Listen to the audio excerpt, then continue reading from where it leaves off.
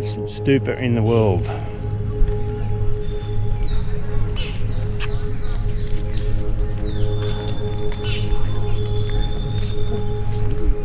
Because it is the same royalty who built the Qutub Minar, Qutubuddin Aibak, he came to this city in 1195 and destroyed the whole monastery town.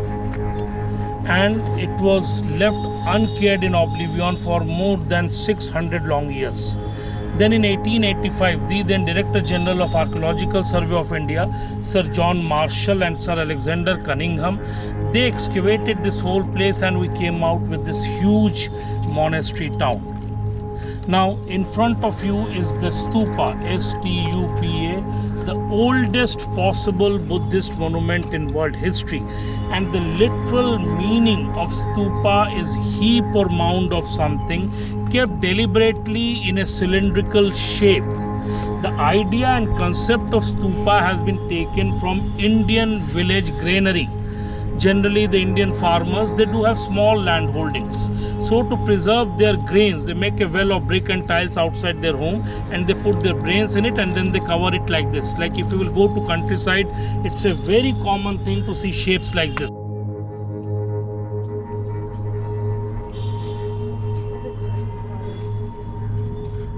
These are from 3rd century BC. 2,400-year-old bricks. The one where you are standing right now, more or less they are of the same kind.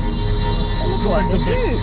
So these were the monasteries. When you will see this one, look at the bricks. They are all from 3rd century BC.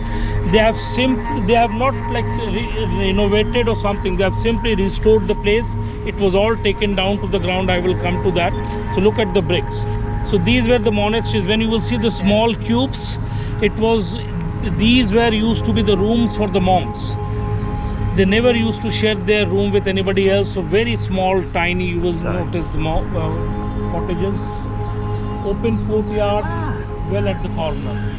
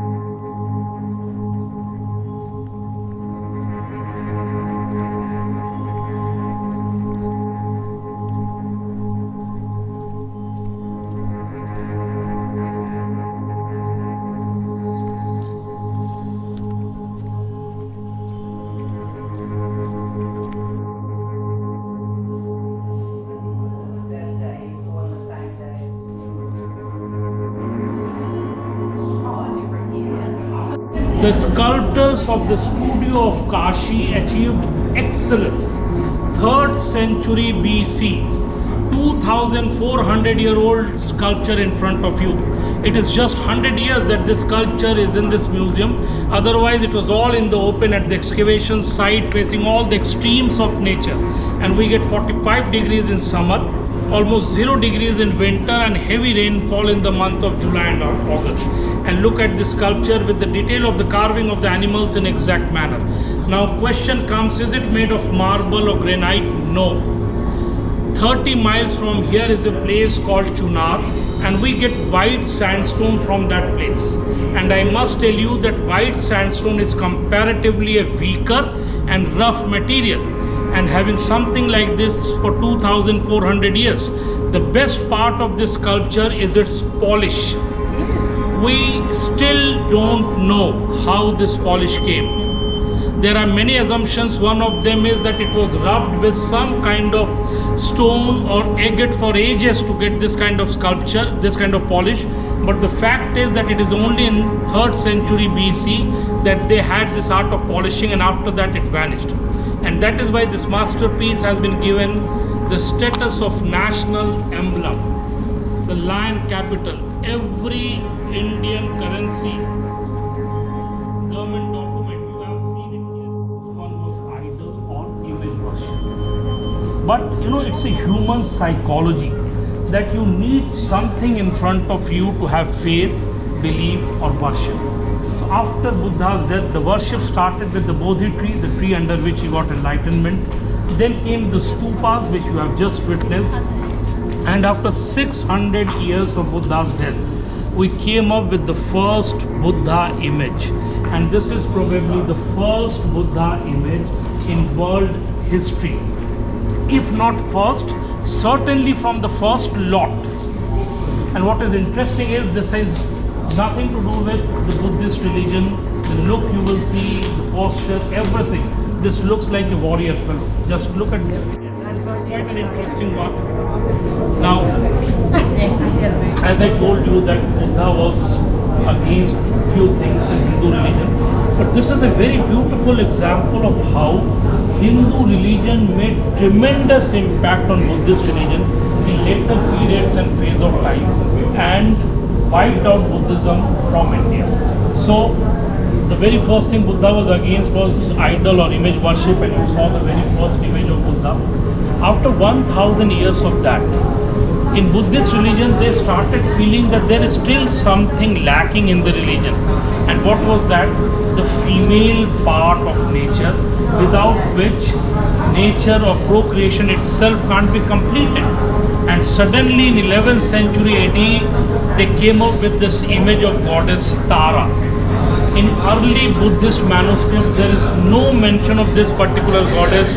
She has got nothing to do with Buddha, but just to balance the nature, they came up with the Buddha image. I told you when Buddha renounced his social life, he left back all his jewelry, all the Buddha images you will see. He is not wearing a single jewelry. Look at this one. Yeah. She is loaded with jewelries. You just have to go to a Hindu goddess temple and see a goddess image. And she is an exact replica of that.